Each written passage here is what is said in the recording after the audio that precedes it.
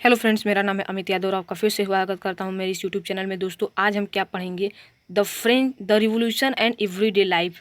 आज हम इस चैप्टर में, आज इस वीडियो में देखेंगे कि किस तरह प्रतिदिन का रेवोल्यूशन और उस हर दिन का कैसी लाइफ बीतती थी फ्रांस की।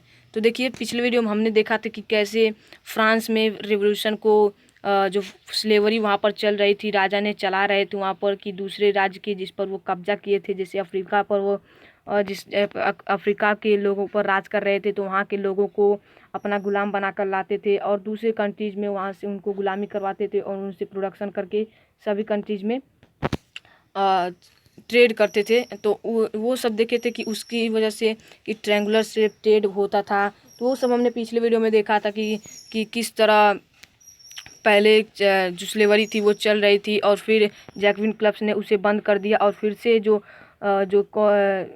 नेपोलियन बोनापार्ट थे उन्होंने फिर से उसे चालू कर दिया, अपने अपने फ़ायदे के लिए उसे फिर से लोगों से गुलामी करवाना शुरू कर दिया। तो आज हम देखेंगे the revolution of everyday life. तो चलिए इस वीडियो को शुरू करते हैं। तो देखिए, सबसे पहले क्या है, अगर हम बात करें पुराने ज़माने और न्यू ज़माने, मतलब कि पुराने समय और न्यू समय, नए समय के मुकाबले अभी इस समय की बात हम नहीं कर रहे हैं। उस समय जब फ्रेंच रिवॉल्यूशन हुआ था, तब रिवॉल्यूशन से पहले के समय और रिवॉल्यूशन के बाद के समय क्या चीज़ वहाँ पर चेंजेज हुए थे। तो देखिए, पहले क्या था कि किंग सेंसरशिप, किंग को ही जो मतलब कि उसे मर्जी करता था, सारे रूल्स वही करता था, सारे डिक्लेयर जिसने भी डिसीजंस लेते थे वो केवल अकेले लगते था और लेते था, और उससे किसी भी चीज़ की कठिनाई नहीं थी कि वो जो भी चीज़ करेगा वो खुद ही करता था। पर रिवॉल्यूशन के बाद क्या हुआ, declaration of the right of the man and citizen, जो डिक्लेरेशन है, जो डिसीजन है, उसे मैन और सिटीजन्स के राइट में ही होता था, न कि उनके अगर उनके खिलाफ भी है तो चलेगा। पहले क्या होता था, किंग को जो मन करता था वो अपने हिसाब से करता था, पर अब क्या होता था कि मैन और सिटीजन्स के राइट में होता था हर चीज़। Freedom to speech and expression, लोगों को फ्रीडम मिल चुकी थी अपने एक्सप्रेशन और स्पीच, अपने भाव को प्रकट करने का, अपने भाव के हिसाब से, अपने सोच के हिसाब से चलने का। लोगों को इस चीज़ का फ्रीडम मिल चुका था, यानी कि एक बात में कहें तो वो लोग आज़ाद हो चुके थे। पहले था जो किंग कहता था वही लोग करते थे, अब वो खुद के सोच पर भी चल सकते थे।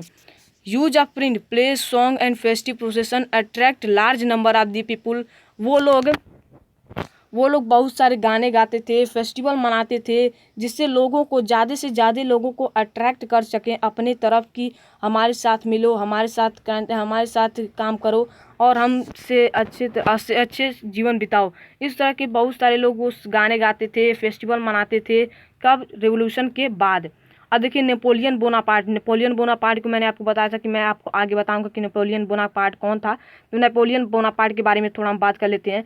क्राउनेड एज एम्परर इन 1804, मैंने आपको बताया कि जब डायरेक्टली रूल कर रही थी, जिसकी वजह से नेपोलियन बोनापार्ट को एक चांस मिला कि हम इस पर जाकर राज करेंगे, और वैसा ही हुआ भी। फ्रांस को अपने अंडर में कर लिया, फ्रांस पे रूल करने लगा। कब? 1804 में नेपोलियन बोनापार्ट ने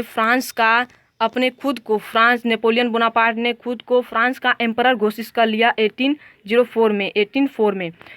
कॉन्क्वेरेड मैनी नेबर यूरोपियन कंट्रीज, और यहाँ तक कि उसने और भी बहुत सारे European countries, neighbouring countries, France के नेबरिंग यूरोपियन कंट्रीज पर भी कब्जा किया हुआ था, उन पर राज कर रहा था। Considered as A मॉडर्निसर of Europe, उसे वो अपने आप को यह जताने की कोशिश कर रहा था कि मैं यहाँ पर मॉडर्निजर हूँ, मैं यहाँ पर सब चीज़ चेंजेस लाऊंगा, अपने हिसाब से करूँगा। तो देखिए क्या हो, लेकिन उसका उल्टा ही कुछ हुआ था। Battle of the Waterloo 1815 defected but his ideas had a deep imprint on society. देखिए, मैंने आपको कहा considered as a modernism of Europe का मतलब कि पूरे कंट्रीज़ पर उसका राज हो चुका था, जिसकी वजह से यूरोप को अपने अंडर में वो समझ रहा था। पर क्या हुआ, 1815 में जब वाटरलू का बैटल हुआ, वाटरलू का जब युद्ध छिड़ा, तो उसमें वो हार गया और उसे फ्रांस को छोड़कर जाना पड़ा। जब हार गया तो वहाँ पर चला गया तो उसे मार दिया गया होगा। और पर वो तो फ्रांस, वो तो जो नेपोलियन बोनापार्ट था वो तो चला गया, वो तो मर गया, पर उसके जो सोच थे वो सोसाइटी पे बहुत ही गहरे प्रभाव पड़ा उसका, और लोगों में उसके सोच के लोग बहुत ही ज़्यादा आ गए। प्रोटेक्शन ऑफ प्राइवेट प्रॉपर्टी, देखिए प्रोटेक्शन ऑफ, पहले हम इधर से कंप्लीट कर लेते हैं तब उधर चलेंगे। Idea of liberty and democratic rights, लोगों को आइडिया आ गया कि लाइबर्टी क्या है, डेमोक्रेटिक राइट्स क्या है। देखिए जब बैटल हुआ उसने जब वो हार गया तब वो लोग अब सोचे कि अब लाइबर्टी, हमें डेमोक्रेटिक राइट्स मिल गई है, अब हम कुछ अब हमको समझ में आ गया है कि अगर हम अपने देश को थोड़ा सा भी इधर उधर ले चलेंगे, देश को थोड़ा सा भी संवैधानिक तरीके से नहीं ले जाएंगे तो कोई भी आकर हमारे ऊपर राज करने लगेगा। और सेम वही बात हुआ था इंडिया पर भी। इंडिया के लोगों ने जो अंग्रेज़ लोग थे उनसे दोस्ती करने की कोशिश की, और ये तो जानते ही थे कि इंडिया के लोगों में पूरे जो किंग थे उनमें अपने में ही दोस्ती नहीं थी, भले वो दूसरे से दोस्ती कर रहे थे, जिसकी वजह से जो अंग्रेज़ थे उन पर राज कर चला गया। और यही बात उन लोगों ने उन्हें आइडिया आया कि अगर हम खुद में सही से नहीं रहेंगे, सही से मिलजुल कर नहीं रहेंगे, एक यूनिटी बनाकर नहीं रहेंगे तो कोई भी आएगा और राज कर चला जाएगा। वैसा ही हुआ था, नेपोलियन बोनापार्ट ने उन पर किया था। Legacy of the French revolution, इसी को फ्रांस रिवॉल्यूशन का लेगेसी भी कहते हैं। अब देखिए protection of private property, uniform system and weight and measurement were introduce, decimal system protection.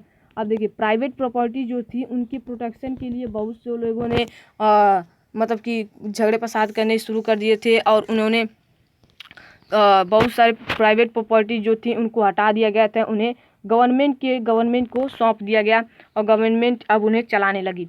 Uniform system of, यहाँ पर देखिए कुछ थोड़ा सा कट गया है, uniform system of weight and measurement were introduce, एक यूनिफॉर्म सिस्टम बन गया, हर चीज़ को नापने का, हर चीज़ को अलग नज़र से देखने का एक यूनिफॉर्म सिस्टम बन गया था पूरे फ्रांस में।